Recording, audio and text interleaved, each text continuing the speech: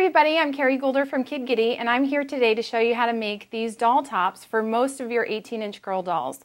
We have the t-shirt right here that you can make, we have a little jacket, and we also have a little tunic dress that you can make. Of course, there's going to be many other options, but I'm going to show you how to make these three today. To make your jacket, you're going to need a small piece of quilter's cotton for the collar, and you'll need some wool felt for the jacket body. And this is a nice big sheet. You'll need quite a few large pieces.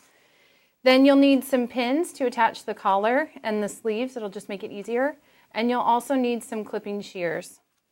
I'm going to use some washi tape to put on my die to show you how to fold and cut your pieces. So here's the die cut.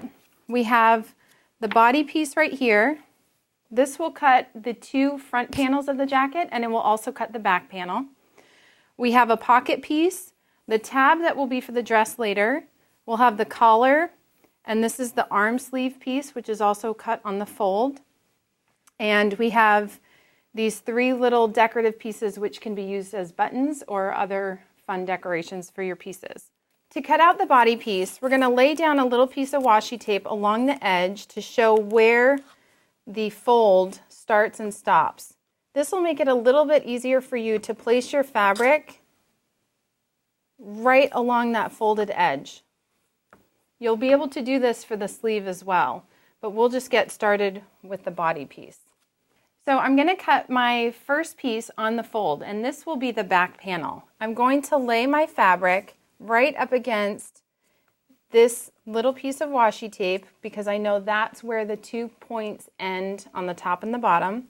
I want to make sure that the fabric covers the top shoulder piece, and of course it's long enough on the bottom. Once we do that, we'll place our cutting pad on top, a cutting pad on bottom. This die works on the Big Shot Plus as well as the Big Shot Pro. Because it's a wider die, you'll need a wider machine. After you take your cutting pad off, take your piece out, and if you didn't make it all the way to the edge like I just did, just clip that little notch right there. You don't want to have it too far over because then it will be too wide on the back. But a little bit is going to be okay. And now I'm going to cut pieces for the front panels. You can cut this on the fold as long as you lay that fold further across. But if you only have a smaller piece, and I'm just doing this as a demonstration, obviously I have more fabric, just hang it over the edge and then cut your piece out.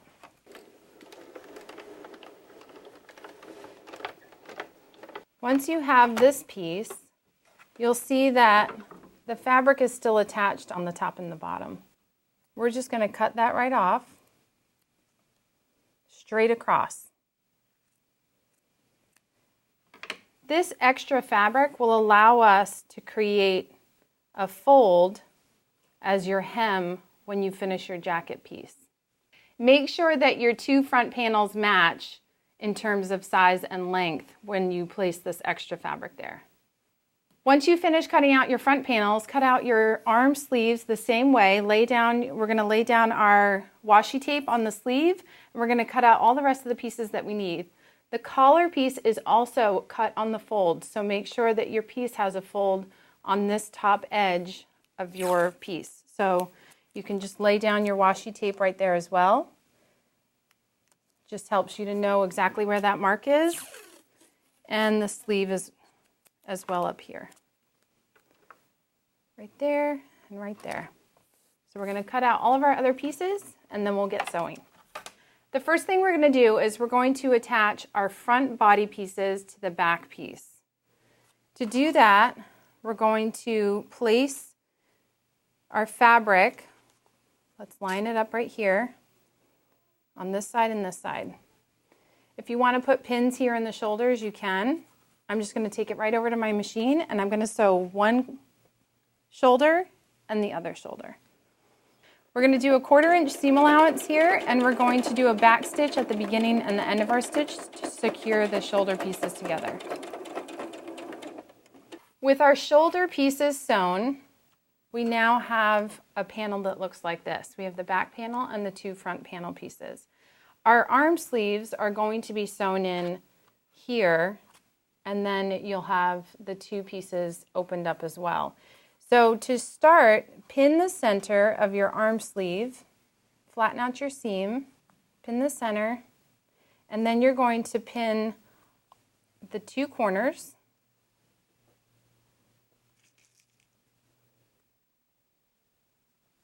And then you're going to pin everywhere in between and just line it all up. This goes really, really quick. We're going to sew it just like we did the shoulder seams. We're going to back stitch at the beginning and the end just to lock in the stitch and secure it. And we're just going to slowly go right around the curve. Take the pins out as you go. Curve to one side. If you have to lift it up, make sure you have your needle down. And then curve around to the other side. And just slowly take the curves. You don't have to go fast on this. That way you can, if you have any little puckers in the fabric, you can deal with those if you're going slower. We're going to finish sewing this side, and then we're going to sew the other arm as well. We have our sleeves sewn to the two front panels as well as the back panel, and now we're going to put a hem on the sleeves. You can do this as a single hem or a double hem. You can do it a longer or shorter. Just make sure that the length of the arm sleeve is going to fit the length of your doll. I'm going to roll a single hem, and I'm just going to put a simple stitch straight down. You don't have to worry about locking in this stitch. You just have to make sure that you capture the back fabric piece. I like to sew on the front of the panel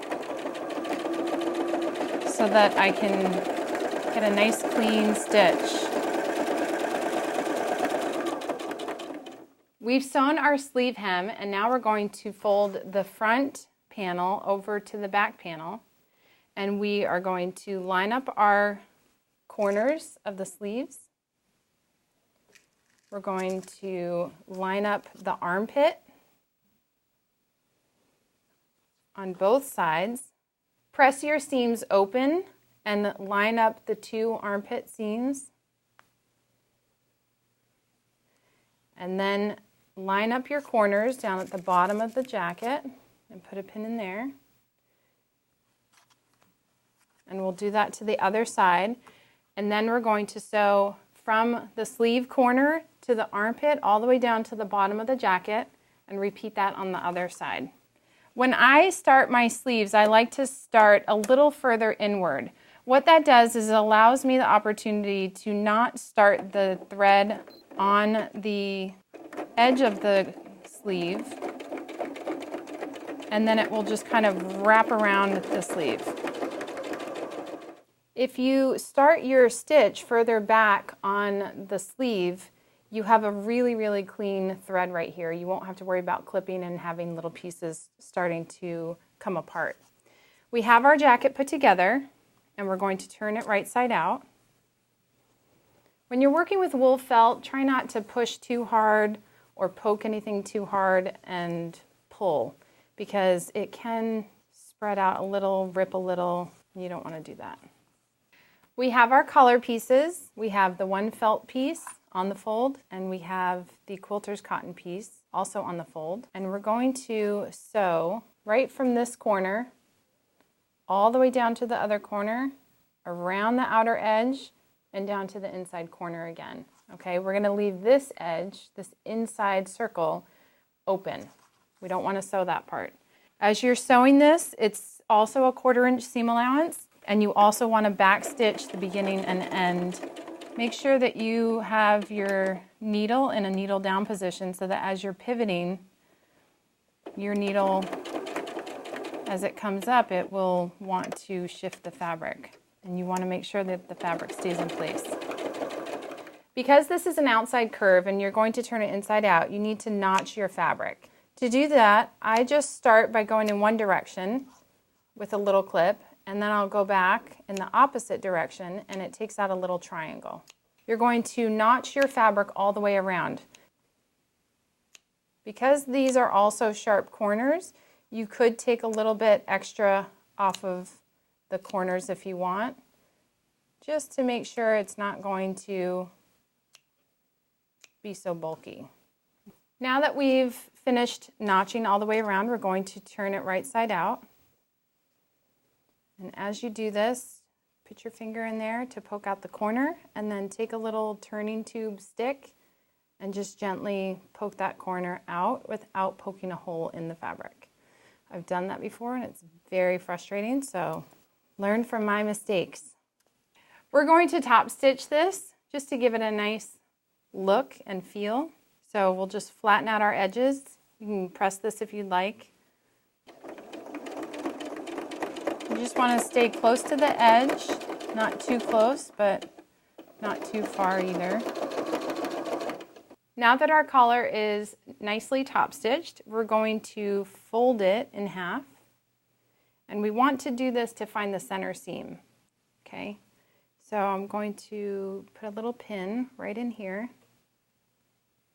Okay, so now I have a nice little center seam. And we're going to attach it to the back of the jacket. Now, my jacket still has this little fold crease that you can see from having put it in the die and it pressed it a little bit. So I'm going to use that crease to line up my collar. I'm just going to pin this in place. So just carefully go around the collar. Don't stretch the collar. Flatten out your seams, and then we're going to sew it in place. We're still using a 1/4 inch seam allowance, and you want to make sure that you back stitch at the beginning and the end of the collar again. Make sure you don't run over your pins. I've already done this little step, and I'm going to show you why. You want to fold over the edge of your jacket and top stitch a little seam right there. The reason why is so that when you fold it back the right way, you have a nice little finished edge. Okay, so we're going to do this first to the other side, and then I'm going to show you how to stitch down your collar.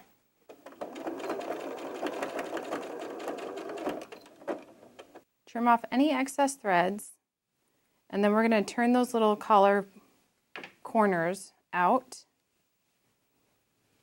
This will allow us to have a really nice clean front. Now that we have our 2 corner points sewn together, we want to correct our collar. We want to make sure that the collar doesn't sit flat like this and that it rolls nicely. Okay? To do that, we have to stitch all along the back right underneath the collar, and we're basically stitching down the seam allowance.